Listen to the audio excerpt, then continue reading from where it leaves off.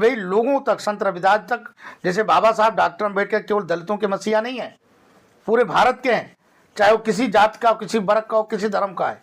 उसी तरह से रविदास जी को खाली चमारों में मत बांटिए। संत रविदास जी गुरु हैं और गुरु को हर तरह बिखेरना चाहिए, यही हम लोगों का होना चाहिए। गुरुओं का कोई जाति नहीं होती, गुरुओं की कोई पंथ नहीं होती। इसलिए संत गुरु रविदास जी को एक रामलीला मैदान में करने से हम सारे संत उपस्थित होंगे, आरएसएस के लोग उपस्थित होंगे।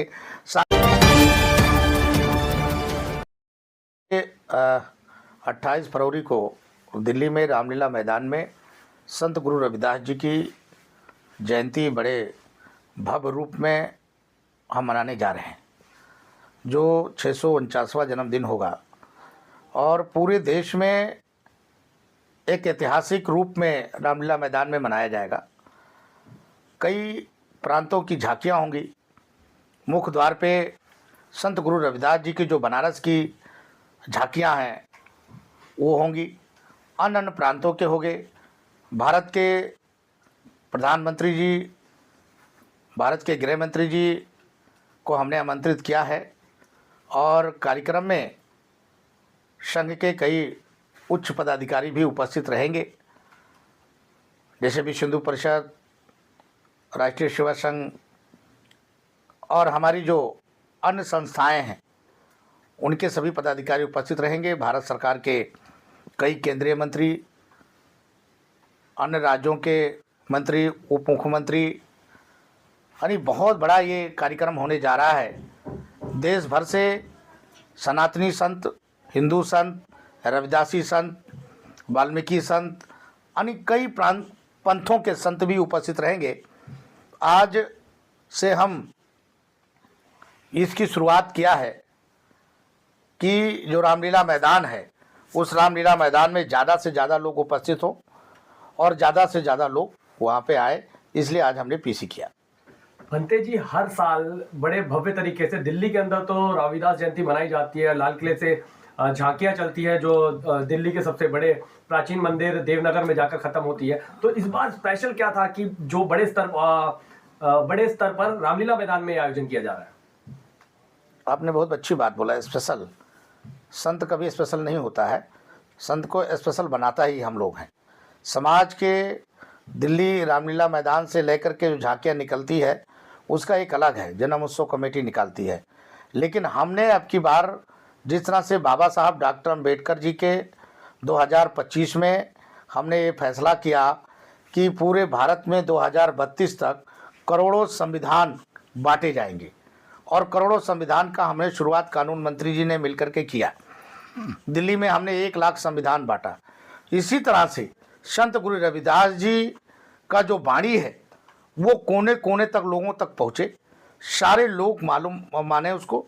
हमने इस कार्यक्रम में बागेश्वर धाम जी को भी आमंत्रित किया है और बागेश्वर धाम जी को भी हमने बुलाया है कि भाई लोगों तक, संत रविदास तक, जैसे बाबा साहब डॉक्टर अम्बेडकर केवल दलितों के मसीहा नहीं है, पूरे भारत के हैं, चाहे वो किसी जात का हो, किसी वर्ग का हो, किसी धर्म का है। उसी तरह से रविदास जी को खाली चमारों में मत बांटिए।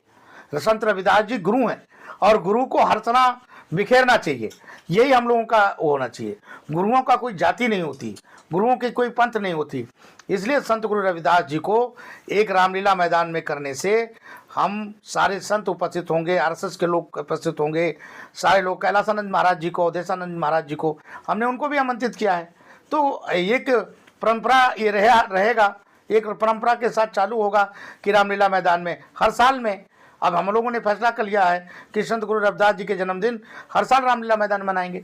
भंते जी, एक सवाल है मेरा। आपने जैसे बाबा साहब की बात करी, रविदास की बात करी, तमाम महापुरुषों की बात करी, सबको आपने जोड़ने का यहाँ पर एक दिखाया कि आप रामलीला मैदान में किस तरीके से सब लोगों को जोड़ने का काम करेंगे। लेकिन देखा जाता है जब बाबा साहब और रविदास जी का नाम आता है तो आपस में जो बंटवारा हो जाता है, यानी कि आपस में ही जो लोग हैं इस समाज के, वो आपस में ही, मतलब बाबा साहब को बांट लेते हैं, आपस में ही रविदास को बांट लेते हैं। वो रविदास की विचारधारा से खुश नहीं होते, दूसरे हैं जो अम्बेडकर की विचारधारा से खुश नहीं होते। तो इनको कैसे आप जोड़ेंगे? देखिए, बहुत अच्छी बात है। इस देश में मैं भिखू हूँ जी। अब लोग हमसे प्रश्न करते हैं, जब मैं शुरुआत में गुजरात के अंदर में, जब इसका शुरुआत मैंने 2000 में किया, जब मैं प्रचारक था, 2000 में जब मैंने किया तो लोग मुझसे पूछे, भंते होकर के आपको रविदास से क्या लेना देना है? तो मैंने कहा कि हमारे संतों ने इस देश को सींचा है। बाबा साहब डॉक्टर अम्बेडकर जी की जो विचारधारा रहा, वो विचारधारा सामाजिक परिवर्तन का था। सामाजिक परिवर्तन का मतलब ये नहीं होता है चमार की बेटी खटी के पास जाए, खटी की बेटी फांसी में जाए, फांसी की बेटी खटी, अन्य मतलब सामाजिक परिवर्तन। बाबा साहब डॉक्टर अम्बेडकर इस समय सामाजिक परिवर्तन लाते, लेकिन लोगों ने उसको मोड़ दिया और मोड़ करके इस चीज को कर दिया। तो लोगों की सोच क्या है उससे हमें देखने की जरूरत नहीं है। हम सामाजिक समरसता के माध्यम से इस देश में एकता और अखंडता पैदा करना चाहते हैं। भारत में संत रविदास, बाबा साहब, भगवान बुद्ध, महर्षि वाल्मीकि, कबीर, अन्य बिरसा मुंडा, जो महापुरुषों ने इस देश में अपने लिए सींचा है। कल स्वामी विवेकानंद जी का जन्मदिन था। स्वामी विवेकानंद जी ने क्या कहा है उस पर भी लोगों को प्रकाश डालना चाहिए। आज इस देश की स्थिति इसलिए खड़ी है, दलित समाज आज चौराहे पे खड़ा है।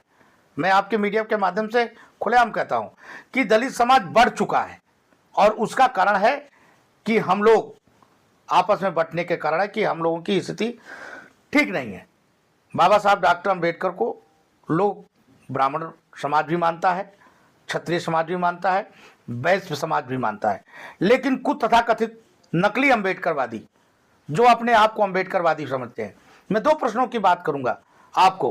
हाल में मैं परसों मेरठ में था और मेरठ की घटना से लेकर के और मैं बंगाल की घटना आप लोगों को ला। बांग्लादेश में वहाँ के दलितों को जिंदा जलाया गया, मारा गया, पेड़ों पे लटका दिया गया। दास एक चमार दास जाति का था और उसको मारा गया। एक भी दलित नेता भारत दिल्ली में जो अपने आप को अम्बेडकरवादी समझते हैं, एक का बयान नहीं आया कि है। जो लोग बाबा साहब डॉक्टर अम्बेडकर जी, फिर राजनीति की आप कहेंगे कि आप राजनीति की बात करने लगे। डॉक्टर अम्बेडकर ने क्या कहा था कि मर जाना लेकिन 50 पैसे की भी मेंबर कांग्रेस का नहीं बनना। एक हमारे नेता हैं राजेंद्र गौतम जी, पूर्व मंत्री रहे, भ्रष्टाचारों से लिप्त हैं और कांग्रेस में चले गए। आज पहले बाबा साहब की बात करते थे। जिस बाबा साहब की बात करने वाले, मैं पूछना चाहता हूं राजेंद्र गौतम से कि आपका नेता राहुल गांधी कहता है हिंदुस्तान, वो भारत नहीं कहता है, वो हिंदुस्तान कहता है। और मैं आपसे पूछना चाहता हूं कि जिस बाबा साहब डॉक्टर अम्बेडकर की विचारा थी भारत, बाबा साहब ने भारत की बात की है, हिंदुस्तान की बात नहीं की है। तो आपका नेता हिंदुस्तान क्यों कहता है? तो आपकी विचारधारा कैसे बच गई? आज आप अम्बेडकरवादी थे और आज कांग्रेस में जाकर के अम्बेडकर की विचारधारा कैसे बनेगी? उसी कांग्रेस पार्टी ने बाबा साहब डॉक्टर अम्बेडकर को बुरी तरह से चुनाव मुंबई में हराया जी। उसी कांग्रेस पार्टी ने बाबा साहब डॉक्टर अम्बेडकर के संविधान को कुचला। उसी कांग्रेस पार्टी ने बाबा साहब डॉक्टर अम्बेडकर के विचारों को कुचलने का काम किया। आज मैं पूछना चाहता हूं राजेंद्र गौतम जी से कि राजेंद्र गौतम जी, आप क्यों दलितों की बात करते हैं? आप अकलितों की बात क्यों करते हैं? क्योंकि आपको सत्ता चाहिए और कुछ नहीं चाहिए, सत्ता। और सत्ता क्या है? सत्ता को डॉक्टर अम्बेडकर ने कहा है कि जिस सत्ता में समाज की बात ना हो। हिंदू कोड बिल क्या था? हिंदू कोड बिल बाबा साहब डॉक्टर अम्बेडकर लाना चाहते थे और पंडित जवाहरलाल नेहरू ने कहा कि मैं हिंदू कोड बिल नहीं रखूंगा, इसलिए बाबा साहब डॉक्टर अम्बेडकर ने कानून मंत्री से लात मार दिया और पंडित जवाहरलाल नेहरू को छोड़ दिया। आज क्यों भाई? जब डॉक्टर अम्बेडकर की विचारधारा कांग्रेस नहीं मानी तो आप कांग्रेस में जाकर क्या करेंगे? तो ऐसे लोग हैं जो रविदास जी को और अम्बेडकरवादियों को आपस में भड़काते हैं। बुद्ध बाबा साहब डॉक्टर अम्बेडकर की विचारधारा और संत रविदास की विचारधारा एक थी। अपने समकालीन उन्होंने 600 वर्ष पहले क्या किया, 2700 वर्ष पहले बुद्ध ने क्या किया, और बाबा साहब अपने विचारों को तो दलितों को उद्धार करने के लिए हमारे महापुरुषों ने आया और हमारे महापुरुषों की जन्मदिन हमें मनाना चाहिए। यही मेरा संकल्प है।